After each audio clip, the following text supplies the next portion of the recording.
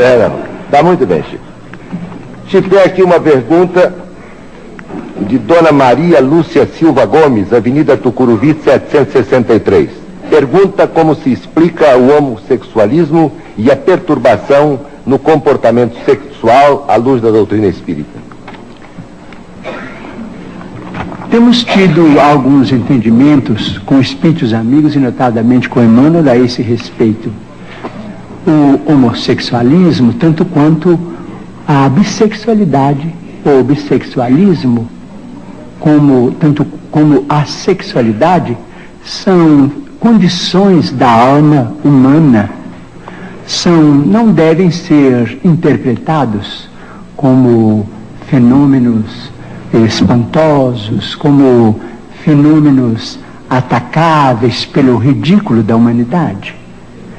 Tanto quanto acontece com a maioria que desfruta de uma sexualidade dita normal, aqueles que são portadores de sentimentos de homossexualidade ou bissexualidade são dignos do nosso maior respeito.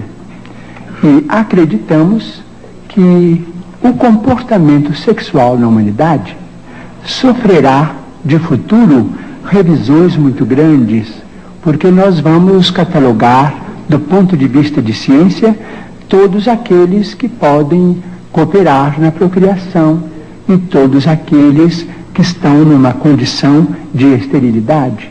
A criatura humana não é só chamada à fecundidade física, mas também à fecundidade espiritual. Quando geramos filhos através da sexualidade dita normal, somos chamados também à fecundidade espiritual, transmitindo aos nossos filhos os valores do espírito, de que sejamos portadores. Não nos referimos aqui aos problemas do desequilíbrio, nem aos problemas da chamada viciação nas relações humanas.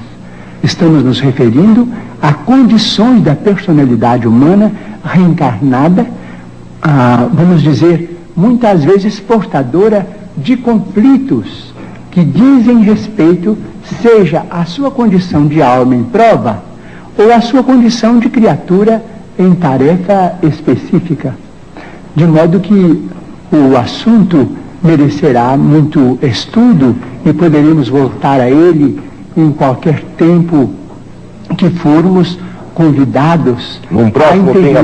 Vamos dizer com licença, porque nós temos um problema em matéria de sexo na humanidade que precisaríamos considerar com bastante segurança e respeito recíproco.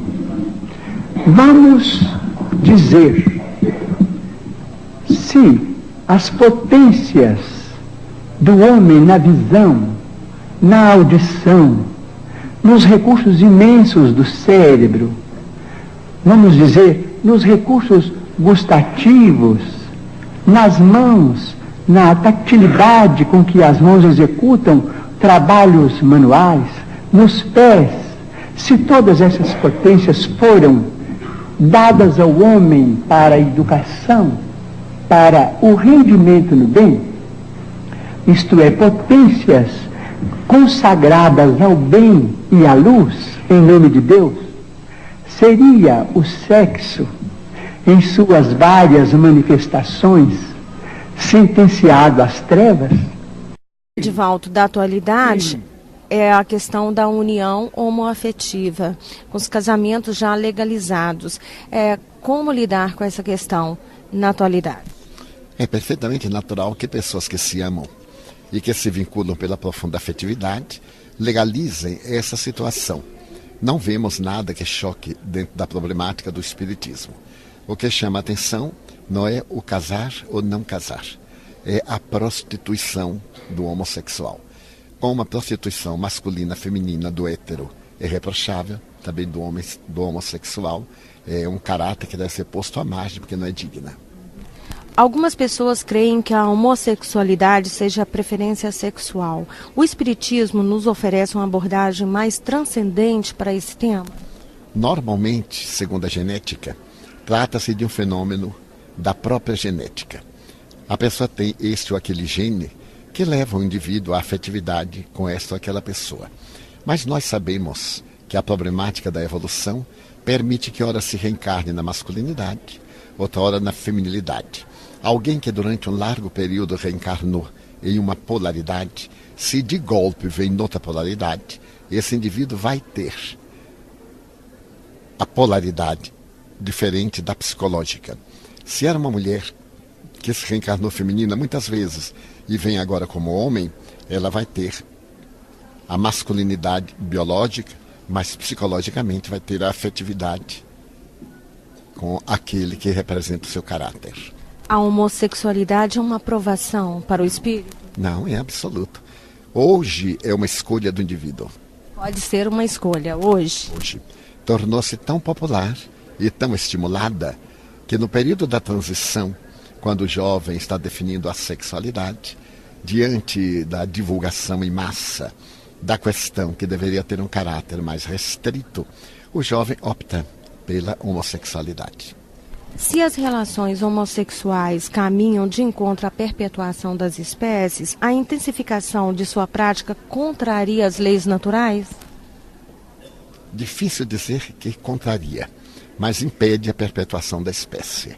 As criaturas foram criadas, macho e fêmea, para poder reproduzir-se. Mas na área do sentimento, a questão vai muito além. Desde que o indivíduo tenha a homoafetividade, ele merece todo o respeito, mesmo que desse relacionamento não saiam filhos, o que seria ideal nos relacionamentos heterossexuais. Isso caminha para a evolução da humanidade? Não caminha para acabar com os preconceitos. E é uma evolução? Pode-se dizer que é uma evolução na forma de encarar os fenômenos da vida. Mas todo mundo se preocupa com a família, a perpetuação da família. Como lidar com esse processo? Achando perfeitamente natural e orientando. Razão pela qual os pais têm de conviver com os filhos para poderem saber quais são os problemas que os dominam nesse período da transição sexual.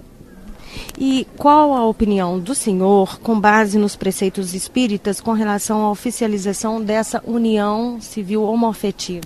Eu acho justo, porque desde que os indivíduos se unem, se ajudam, trabalham, é natural que se legalize aquela união que vem sendo perfeitamente normal e aceita pela sociedade.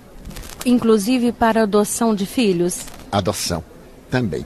Eu acredito, principalmente em nosso país, quando vemos um número de menores abandonados na rua, e esses meninos podem ser amados, ternamente envolvidos em carinho, dando-se oportunidade de progredir, não vejo por que não adotar.